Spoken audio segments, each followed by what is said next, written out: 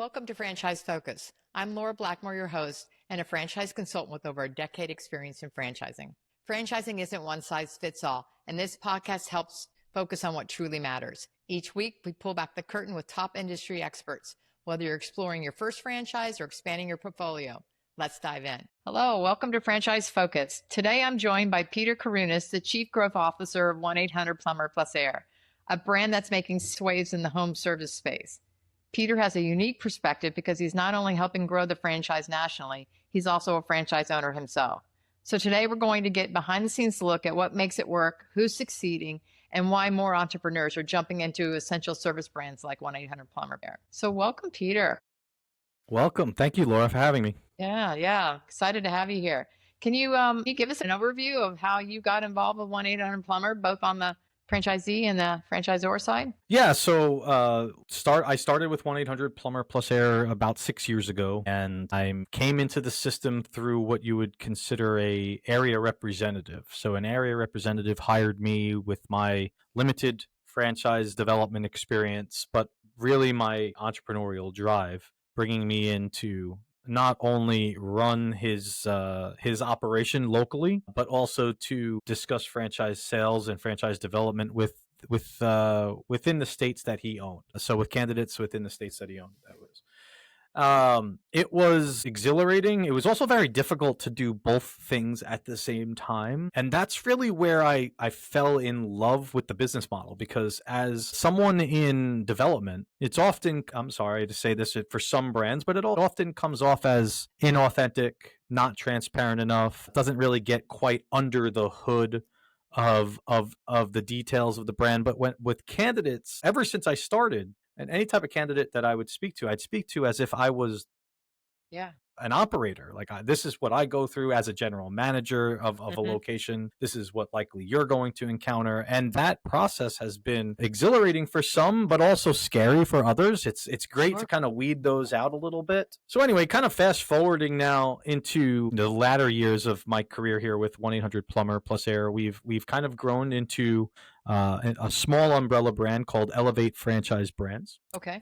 As you mentioned, I'm the Chief Growth Officer of the company, which represents both 1-800-Plumber+Air and Patch It Up Drywall. And I got into the space of being a franchise owner because what better results are there when you're able to sell what you're actually doing day in and day out? I live and breathe what I sell, and there's nothing better than that. In fact, I operate both franchises, 1-800-Plumber+Air and a Patch It Up Drywall. I know that.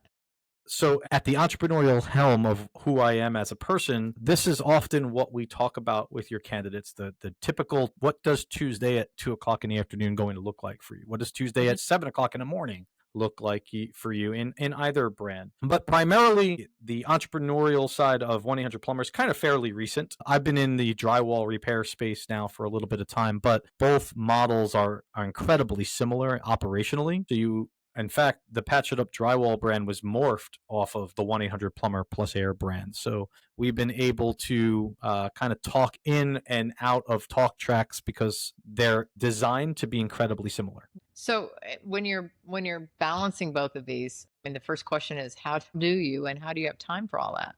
Yeah, and I'm also, I'm a husband and a father too, right? So how do you balance all of this? That I constantly ask myself that question, but I'm actually proud of what I'm able to do. Not many people can do it, and this does come up in conversation a lot with candidates. Just their ability to be able to multitask, wear multiple hats. Okay. Both business models are not a sit behind a desk and wait for results. They need affirmative action. They need execution. And there's different levels of execution that I often talk about with a candidate. Are you looking for average results? I can show you what average execution looks like.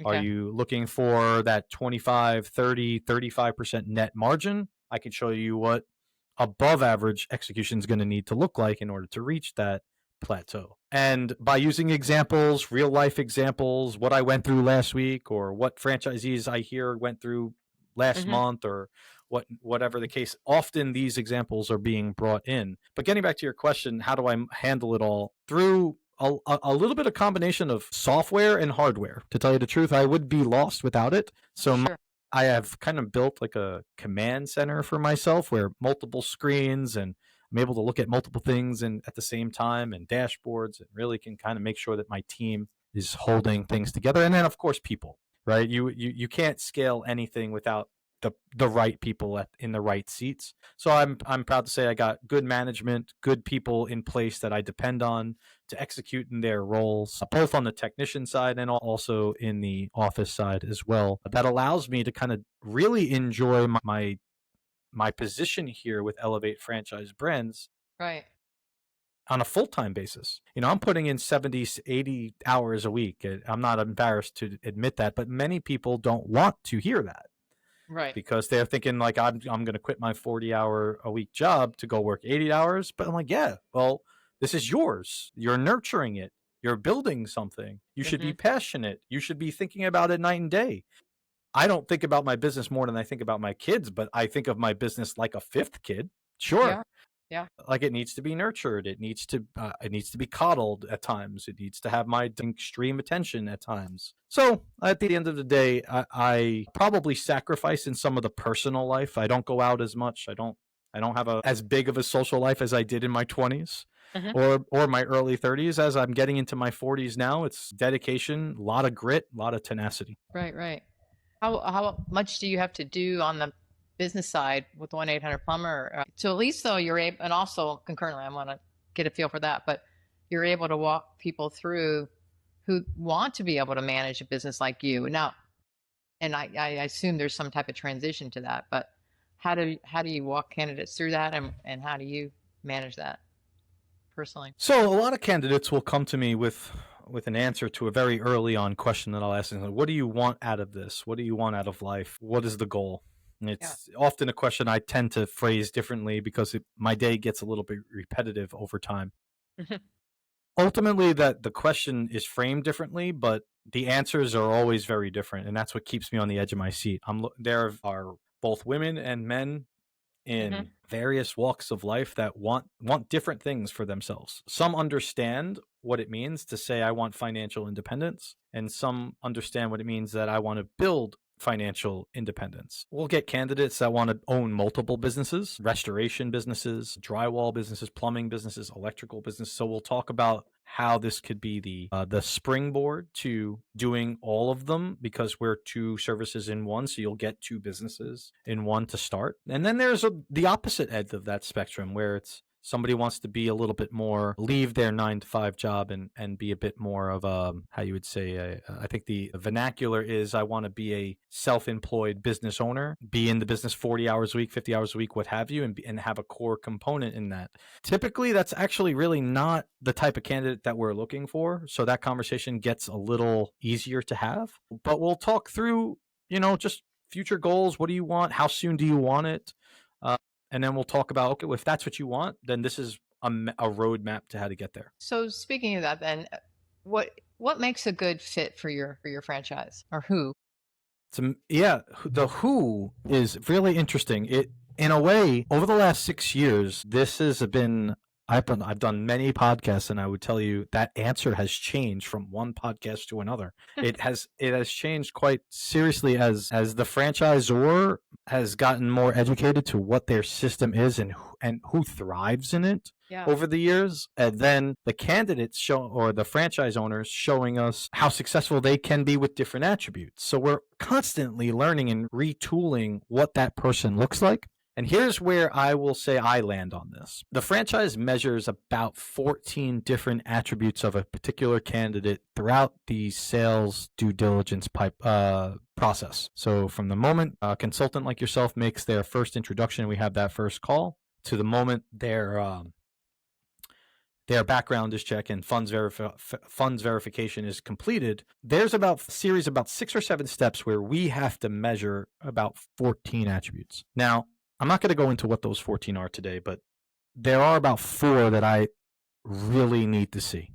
The first is, and I think the obvious one, you need to be financially independent. If we're talking about you have $200,000 and this investment is $180,000 to start, what does your financial life look like a year from now?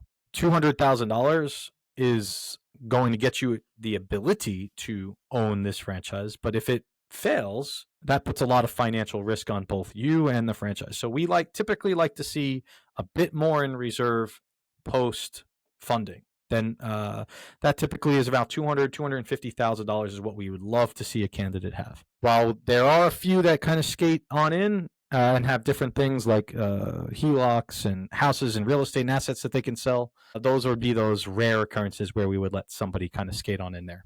Number two, and one of my personal favorites to talk about here, Laura, is their ability to show me that they are a good leader. Now, leadership is one of the harder or hardest attributes to come across on Zoom calls. But I typically like to put our candidates that we're very interested in through what basically like an interview. Like, what would you do when this happens? What would you do when a technician on a Tuesday that you just sold a $10,000 job and it has to be completed on the Tuesday to get your final payment and the technician calls out sick? What would you do? Or how would you treat that technician? We're asking very interesting questions about their leadership ability in a blue-collar business. The blue-collar business does not get enough chatter on any LinkedIn post, X post, podcast. This is something that our franchise has been very vocal about, being able to speak to blue-collar workers, technicians, and people from the trades, because there's 4 different personality types, and our owners need to understand not only their ability to communicate with somebody in one of these 4 different personality types, but also being able to connect with them and make a difference and see the results out of it. Connection and communication, 2 different things. I can communicate it, but it may not land for one technician it may land with one technician versus the other. One person might be motivated by coddling and comfort, and the other one might want to be more direct and black and white and transparent. That's a type D personality versus a type C personality. So we teach this, but we're also looking for elements of proof that they can handle this, because it's a very different business. It's a very difficult business to be in, but this is where the owner, if they can do this part of if they could show that they can handle at least a bit of this, then we'll develop the processes in place on how to teach them the rest. Because what happens here is, let's take you for example. If you wanted to own a 1-800-Plumber+Air franchise, you need to fully understand from day one, and I make sure that your candidates do understand this, that you are not in control of the consumer transaction. A lead or referral is going to be booked. Technician is then dispatched to an appointment. A technician then goes into the house. You never see the customer. You're not there listening to the conversation of the customer and the technician. But the technician needs to execute in the home on our playbooks. So there's estimates being given, there's wrench turning being done, there's diagnoses being completed, but you're not in control of any of this. You're watching it unfold both from afar, and also, I guess, in a way, there are some AI tools that keep you informed of what's going on. But you don't get a chance to dictate the outcome. You're not in control of your profit. You're not in control of the outcome of any given appointment. So in other words, you're not giving estimates, you're not wrench turning, and you're not interacting with your customer. So we make that point very clear in your candidate's process with us, is that they first have to be really okay with this. And typically there are 2 different types of people, ones that are and ones that are really scared by what I say next, because their profit on their business will be indicative over their efforts on pulling on the levers that they can pull on that they can control, Laura. So what are the things that an owner can control? Well, they can community build, right? Continue to drive opportunity to the front door of their business, network, whatever that looks like, build relationships. They need to be that relationship community builder, the mayor of the community, as many franchisors like to call them. And myself, I do as well. That's number 1. Number 2 is they have to be financially savvy. They have to have the pulse of the metrics that make their businesses go. Most people look at top line revenue, and I can't tell you how, as an operator myself, I hardly ever look at top line revenue as a direct marker for how successful we're being. I often look at the underlying markers, which are technician close rate, average invoice, opportunity job average, our lead cost, our booking rate, to see what that level of execution looks like. And then the results are top line revenue. So if you're looking at top line revenue and just saying, okay, we did $1 million, well, at what level of execution? I would always question that. So having those scores, those markers of what those underlying KPIs are and how to push the needle forward. So for example, in one of my businesses, in my drywall business, I often never talk to my team weekly about revenue. Instead, I talk to them about closing rate. That we're operating at a 62% closing rate. How do we get to 65? How do we push towards 70? Because the numbers are going to be there, but we got to focus on the drive to improve the one thing that we can improve upon. And then 3, and probably the one that is I gave you the 2 out of the 14 attributes. This is number 3. We look for sales coaching, sales leadership. You need to coach your team on how to handle objections a customer is going to give you. These are soft skills that the blue-collar technician do not really have the best intentions with. Often a plumber is going to go into a home, or an HVAC technician is going to go into your home, Laura, and it's going to say, you have no cold air coming out of your vents right now? This is the reason why. It's X amount of dollars. Would you like to do it? Yes or no? I think that happens in everybody's home throughout the country. And yet that's just not how we teach things. We need, if you said, you know what, that's $500, that's way too much. No, thank you. I'm going to call somebody else, or I'm going to get another estimate, or I'm going to talk to my husband, or I need to get my landlord to sign off on this. Whatever that objection is going to be, the results of a technician walking out is what they want. They just want to be in and out. They want to go home. They want to get paid for the time, and they want to go home. So how do you execute better as an owner? Well, when that objection gets thrown at you, there needs to be coaching. Considerable amount of coaching, not just from the franchisor to the franchisee, but to the franchisee to its team on how to handle this situation when it happens. You know what, Mr. Customer? You're absolutely right. I do think that this price is a little too much, but what about it? Do you feel I could do any better? Or is there anything else that you might want or need in addition to why we're here? Remember, we're the professional. One of the best things that I tell a candidate is, if you really want to examine the 1-800-Plumber+Air model, I can sum it up in one statement. We're often looking at things a lot like how a doctor will treat you when you come into a doctor's office. If you go into a doctor's office and you complain of some sort of pain, back pain, stomach pain, doesn't matter, migraines, whatever. Every single time you go into the doctor's office, if you're a good doctor, I would hope you're doing this. So you doctors out there, you better listen up. They're taking your weight, they're taking your blood pressure, they're testing your reflexes, they're checking your heart, you're checking your lungs, they're listening to your lungs, they'll take your temperature, things like that have nothing to do with back pain or stomach pain, right? But you're here. You're here, and we need to provide a service to you because we are the professionals. And if there's something that's alarming, we're going to let you know. That statement by itself is what 1-800-Plumber+Air is setting its sails to accomplish out in the world. We're here. We're the professional. Yeah, you might not have hot water right now, but let's take up a workup of everything else you got going on. What's your water quality look like? Your hardness. So how many people live in this house? Well, when it was just you and your husband, Laura, it was just the two of you, but now you have 4 kids. So that 50-gallon water heater is not big enough for your family anymore. We maybe need to upgrade that, or test your water pressure or your drainage to make sure that everything is copacetic. But because we're there. Right. And that level of service, that courtesy, is how we view home services. We're here. We're not charging you any more for being here. So let's just have conversations and get you talking about what you want and what you need, because we know we can fix whatever is wrong with what you got going on in your home. But while we're here, there might be something else that you might want. While I can talk to you about it and educate you to, a much better customer experience. Right. Speak to the tech that just wants to go home, even in that situation.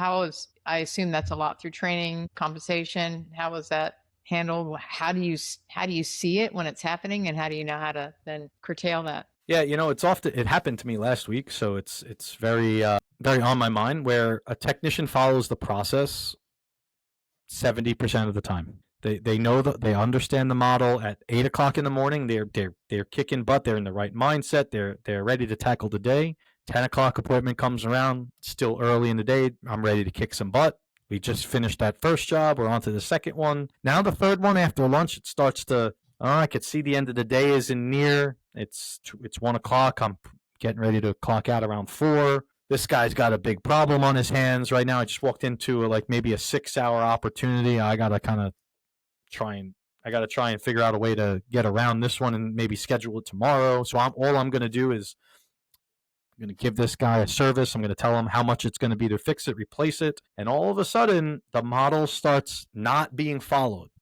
Okay. It's time. Time is usually the biggest pressure cooker for a technician. I got to be home at 4:00. It's 3:00. I don't want to follow the process today. I want to give this guy an estimate. I want to tell him I can do it. And maybe he'll schedule it for tomorrow to be done. Mm-hmm. And yet, as much as this is more along the lines of the conversations that your candidates and I are having. It's not so much like, hey, these are the amazing benefits of this franchise. It's like, no, I'm showing you what this business is going to look like on a Wednesday afternoon, like I said earlier. And that's the level of understanding that I give because I'm in the business in such a way where I can talk about those things. And I think that's so critical. I mean, really, it's so helpful for people because nobody wants to get into it without seeing some of that, right? And they're able to talk to you about it. They're able to talk to other franchisees about it, but that really, really helps. And they have to start coming to grips with, is this what I want? It's a little bit of a different spin on things, right? Because while I like to look at franchising very, like most franchisors do, I like to look at it like it's a really great path to business ownership. And truthfully, it is a path for many. But when I've looked at this over the last couple of months, I've been looking at things a little bit differently. And that shift has really come from listening to many podcasts about what that process looks like. And ultimately, what people are buying into is that a candidate can look at plumbing, fencing, drywall, pest removal, right? All different home services. And they're all really saying the same thing. But a candidate is getting different experiences in the sales process. They're getting, in so many ways, I've interviewed so many candidates that have come on board with us, and they say, you know, Pete, we felt a connection with you that we didn't feel with anyone else or any other brand, or they just didn't get it like you do, or they didn't talk about the things like you do. And that ultimately rang true with me to a point where I said, I'm going to revamp our entire sales process and make time to have these more humane conversations, these minutia level detailed conversations, and less about the pro formas of the world. And obviously we got to go through all of that, but we make time for that in different areas of our process. Now we're just having, hey, did you give it some thought on what you're looking for out of this? Like we talk a lot about just this work with what you're doing today. Can you see it working with what you're doing today? And then obviously there's the understanding that it's got to work for the candidate. If it doesn't, then those conversations don't happen. But you know, it's just a very different process that we revamped that brings in a bit more clarity and transparency to what it will look like when they do become a franchise owner. And as they're going through that, what is that onboarding process? How long does it typically take someone they make a decision, they want to go through it, to, you know, the licensing side of things, or working out that relationship and then actually starting their business? So there's a typical 13-week process that we put a candidate through. Okay. Not every candidate makes it through in 13 weeks. Life gets in the way sometimes. You know? Yeah. Especially during now, it's the summertime. It's like, you know, I don't really want to be sitting by a computer and getting all these tasks done. I want to go to the beach or whatever it is. So throughout the year, it fluctuates between anywhere from 10 weeks to 18 weeks, sometimes 20 weeks during the, you know, if we punt it off a little bit. I'll give you an example of one. Like we had a candidate that just was devastated by the St. Louis tornado. I'm like, okay, well, we're clearly pausing onboarding for you at this point. So, you know, things like that will happen. Yeah. So life does, you know, hit you in different ways, but typically we want it done in 13 weeks. And depending on the level of grit and determination of the candidate, of the Z, we'll get it done in that time. So a candidate comes in, they're looking at these, you know, two services, two main trades in one. You start with the plumbing, right? Can you talk a little bit more about that and how they start building business? Great question. Probably number one question, if not number two question that we get all the time. So when you're examining the home services sector of franchising, I won't be naming brands, but typically their investment in item 7 is a 1-truck startup. We're a 2-truck startup. So ideally, from a sense of conversation, most candidates are connecting some dots here. We offer 2 services, plumbing and HVAC, and we're starting you with 2 trucks. So they're immediately thinking 1 plumbing, 1 HVAC truck, and that's how we start. Yeah, I wish life was as simple as that, but that's not the case. Our operational model, it's called our base team model, is a 4 truck business model. Okay. Most franchisees get that in the video presentation that we sent them, but their startup is 2. So they have not reached their first operational tier yet. Okay. So there needs to be a understanding of, we're starting you with 2, you got to get to 4. So with that framework in mind, we immediately start shifting the conversation to, how do you start? Well, you're going to start with our brand here. You're going to start with 2 plumbing trucks. This is, some franchisees actually, some candidates don't like this. They want to take advantage of the combination of services from day one.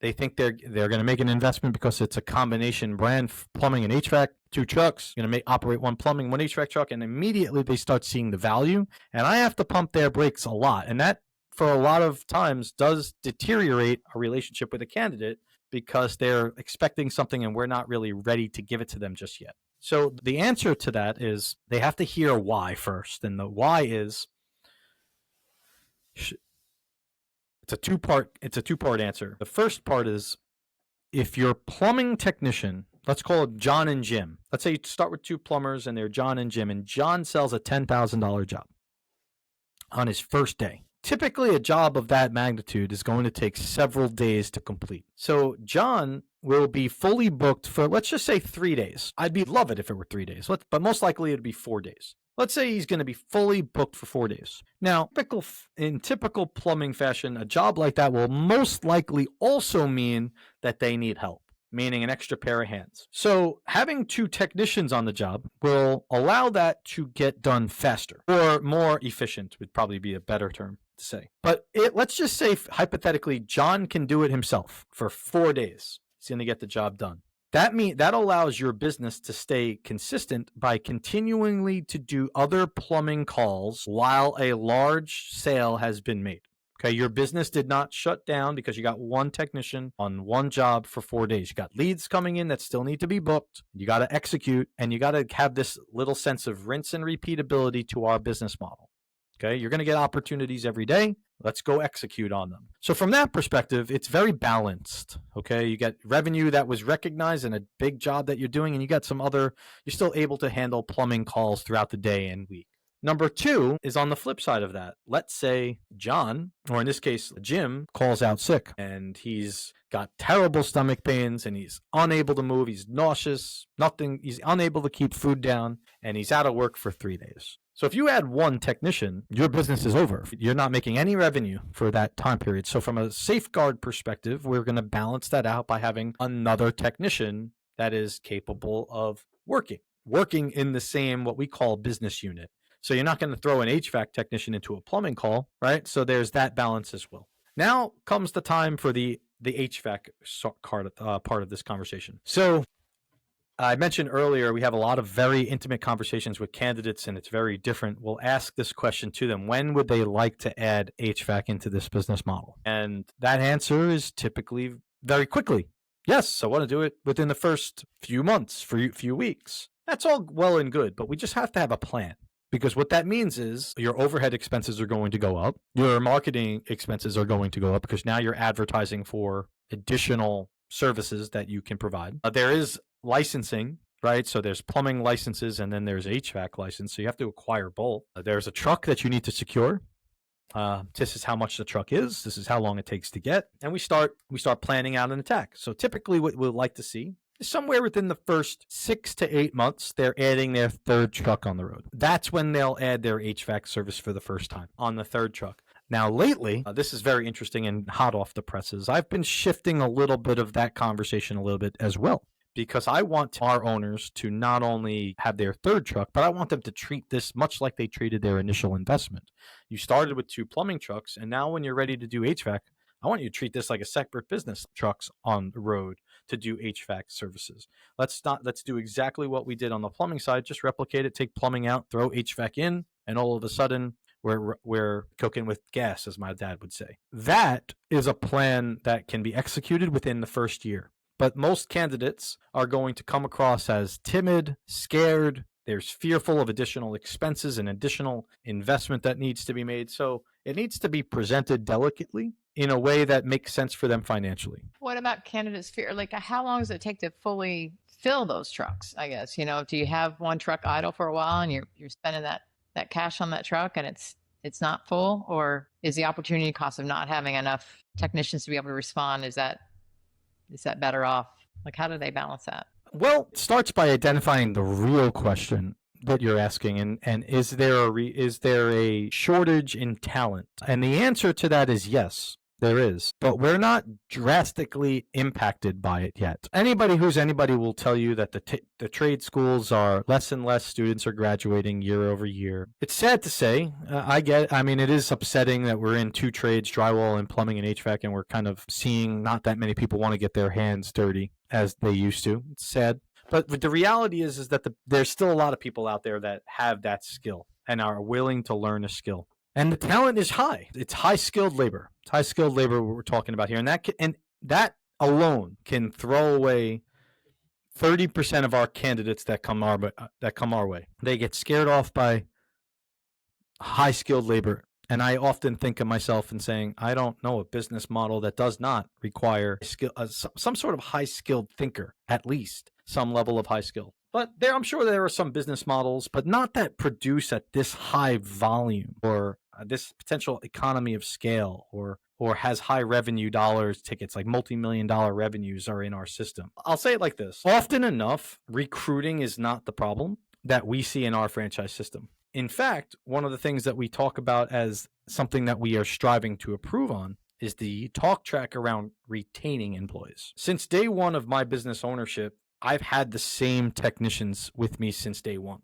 The understanding that when you have good people, that you need to layer in additional context around your business that will not allow a technician to leave you for $1 more an hour down the road. And these are, again, some additional conversations that I have with candidates I'm introduced to. Is we're really talking about this. What's the struggle here? Is it hiring employees or is it keeping them? I think there's more of a keeping them problem. And I can only say that because of my experience in the business model, where I've had a technician get very angry in the moment. Like they're frustrated. They worked 40 hours last week. They worked 50 hours this week. It's hot. They're sweating. They're feeling like they're lone wolves in a truck. And then, the moment you say one thing that you didn't think was bad sets them off. They're on edge. They're ready to explode half the time. And we talked about leadership. We talked about communication. This is all part of that same talk track. But where it becomes very valuable information for a candidate is to understand that the moment they feel this way, the instinct is to go on their phone and get on Indeed and start hitting quick apply, quick apply, quick apply, quick apply, right? And other competitors of yours inboxes are going off with your guy saying, I'm treated like a tool over here. They don't appreciate me. I get underpaid for the amount of work I do. They start making up a story, listening to their inner voice just because of the moment, because they had a moment of frustration. Whereas they're really valued, they're very appreciated, and yet they just had a bad day. And this happens every day, multiple times a day. I've had technicians knocking on my door and saying, I just quit. The guy down the road, are you hiring? It happens all the time. And anybody who tells you anything different hasn't been in the business. So the reality is, it's like, okay, why did you quit? Let's have this song and dance. Let's do this. Okay. All right, cool. Are you saying that you can perform? Are you saying that you're going to be dedicated? Because you're not showing that you're dedicated if you just quit. So we have to have some hard-to-have conversations. But ideally, that happens every day. Technicians get upset. They get angry. They get agitated. They want to move on. Do they?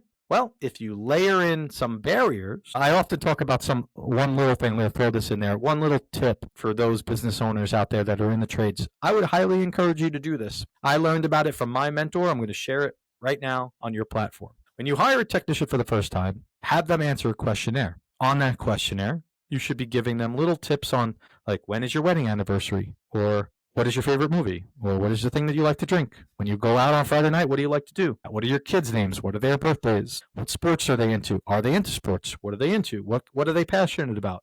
When I hire a technician, they fill out a I think it's like 5 pages at this point of questions, and they spend like 2 hours on answering this questionnaire, and I let them take as much time as they need, because what they don't realize is how I'm going to use all of that information when they're hired. So on their wedding anniversary, I'll have triggered events. We'll schedule it into our system. I'll have triggered events to have our office send a bouquet of flowers to their spouse, saying, with a card that says, "Thank you so much for allowing your wonderful husband to be a part of our family. I know he's taking time away from your family, but family is very important to us, and we want to make you feel like you're part of our team as well."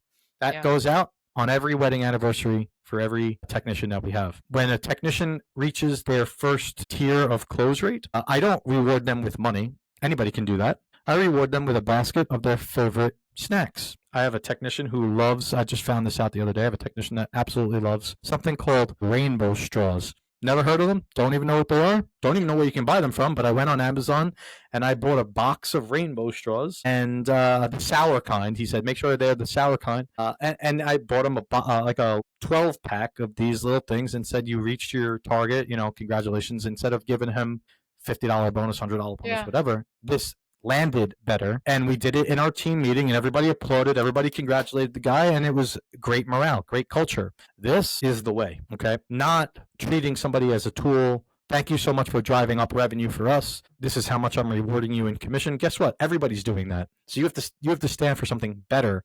And if your business is not doing this, then you will soon have a retaining problem. Yeah. No, that's excellent. Excellent. As we start to wrap up, anything more you want to talk about some of the tech? I know your brand has invested a lot in technology. I think that differentiates you guys in a more traditional space. How do you guys leverage that? Yeah, there's a lot of time and money being invested into our franchise developing a very interesting way of looking at the consumer transaction. Without getting too deep into it, I will say the lines of what other people are doing out there versus what 1-800-Plumber+Air is doing is incredibly different. There's a speed to lead component. Like, a lead comes in, you got to book that lead. If you're not booking that lead within a few minutes, there's typically they're going to go elsewhere. That is true. That is absolutely true. But what people don't talk about is they give up after a certain period of time, 5, 6, 7 attempts, and then it's done. What happens to that lead? Where did that lead go? How are you retargeting that lead? How are you going to keep the brand in front of that lead? How are you going to nurture that lead to a potential future transaction? And when you look at what's out there in the space, these types of workflows are very linear, meaning lead books or don't they book? They booked, great. Now they're in your ecosystem. If they didn't book, they drop. They just fall into the abyss somewhere, often never to be communicated with again until they reach out to you again. And then let's just talk about a yes track. Let's say they book with you, and let's say you go on that appointment and they buy from you, okay? Look at all the fundamental elements of a consumer transaction. There's an estimate follow-up, there's a signature, there's a payment, there's a scheduled appointment, there's the awareness of the next appointment, the preparedness for the next appointment. After the appointment is over, are you asking for a review? Are you nurturing that customer? Are you going to ask for a referral? After that, are you going to continue to educate them to some seasonal promotions that you have going on? Or is there maybe some membership program that you want them to subscribe to for future benefits? You got to stay in touch with them more and more often throughout the year. So what we're building is a bit more forward thinking to end no tracks of anything happening at any given moment in a closed circuited funnel instead of a linear funnel. So if a customer says, I don't want to book right now, no problem. You're still in our system and we're still touching base with you. If a customer doesn't buy from you and you follow up with them 1 week, 2 weeks, and they still don't buy, that's no problem. You're still in our funnel. We're still going to hear from us. We're still going to keep in touch with you. If you're a plumbing customer and you want to learn about our HVAC services, no problem. We're going to be sending that over to you and vice versa. So we have this amazing platform that we've taken months to build. I've been working on this project for it feels like over a year already. It almost is over a year already. And now we're introducing elements like AI into this so that inbound voice and chat bots are all part of this equation. And, now outbound voice is happening and it's become, oh my God, over the last 2 months, outbound voice is so amazing. How just 2 months ago, it wasn't able to do what we wanted it to do. And now today it's like, I can trigger this to call a customer 6 months from now and have them schedule their AC tune-up at the shoulder of the season. And this is happening on autopilot. This is happening with programmed AI that we would give to a franchisee and say, not only are you going to be a part of the fastest growing plumbing and HVAC brand in the country, you're also going to have some of the best technology in the country that no other franchise has even thought to give you. They'll give you elements of it. They'll give you elements like the speed to lead, the nurturing, but connecting everything doesn't exist out in the space. That's why we're looking at this in a closed-circuited way, built around AI, automations, amazing workflows and sequences based off of different types of customer personas. Wow. And the messaging is all AI generated, but it sounds and looks like a real person is talking and chatting with you. So we've had a lot of conversations around this, and this is some of the technology that our franchisees are soon to get. That's going to be, I'm sure you're going to start seeing significant growth within your internal, the existing franchisees, let alone the new ones that come on. They are in for a treat when we release it. Let me tell you. That's I exciting. can't wait. I can't wait. We're going to be announcing it and showing it off in our at our conference later on this year. That's great. So I gave them a little. If any of our franchisees listen to this podcast, which I don't think they do, we're probably going to get a little sneak peek of it just by listening to this. Yeah.